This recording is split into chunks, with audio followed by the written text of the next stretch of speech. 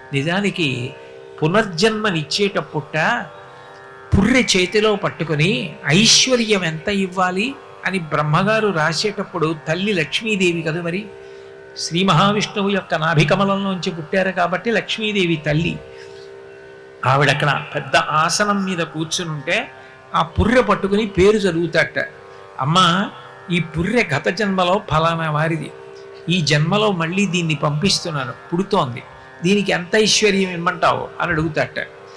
గత జన్మలో ఏం చేశాడు అని అడుగుతుందట అమ్మవారు. కబుర్లు చెప్పిన వాడికి కాదు అమ్మవారు ఇచ్చేది, ఇలా పెట్టినవాడు ఎవరున్నాడో వాణ్ణి చూస్తుందట అమ్మవారు. ఆవిడ పేరు చెప్పగానే ఆవిడ సర్వజ్ఞ, ఆవిడికి తెలియదు వాడా ఎంత చేశాడ్రా అని. ఒక్కసారి కనుబొమ ఇలా పైకెత్తుతుందిట. నేను వాడికి ఇచ్చాను, వాడు సమాజానికి అంత పెట్టాడు, ఎంత